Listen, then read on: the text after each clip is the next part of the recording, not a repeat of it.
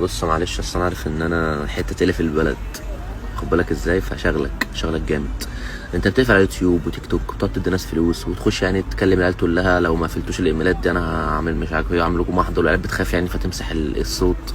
بس الكلام ده مش هيخش معايا انا حبيب قلبي، انا مسلم وساعات ببقى يهودي عادي جدا، فاهم خد بالك ازاي. فاللي انت بتقفله، عارف بقى يا جماعه، بعد كده هتلاقي الاغاني كلها على المنصات، هو ما بيقدرش يقفل المنصات، انغامي بقى، سبوتيفاي، مش عارف، دي مفيش حاجه اسمها حد يقفل. فهقعد بنزل لكم اغاني للصبح على المنصات لحد ما ان شاء الله ربنا يحل الحلال بقى ونشوف حل المشكله دي اللي هي ان شاء الله خلاص قربت جدا على وشك الانتهاء، ان شاء الله المشكله تتحل باكمل الجميع. لان الحمد لله انا خدت فسخ عقد، ما فاضلش بس غير التنازل اللي معاه، التنازل واحد، وان شاء الله هاخده كمان عشان انا مظلوم، والحمد لله ربنا جاب لي حقي، واللي يخليني اكسب قضيه يخليني اكسب التاني، عشان كده كده كله تزوير في تزوير. والحمد لله في ظهري واحد اسمه حسام لطفي لن يقهر.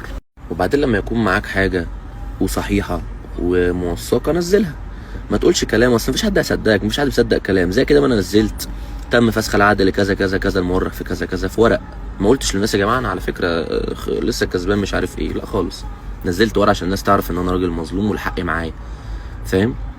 وانا عارف كده كده عمرك ما هتنام مرتاح، ده لو كان عندك ضمير اساسا، لان سبحان الله ما بعرفش ازاي تروح تحج وتعمل بيت ربنا وتعمل مش عارف ايه وتروح ايه، وفي الاخر ظالم واحد في البيت ومنيمه، وانت عارف ان هو نايم بحسرته على موهبته وتعبه، مش عارف ازاي ربنا عمره ما هيتقبل منك اي حاجه.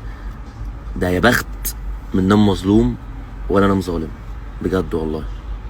هسيبك لوجع ضميرك. سلام.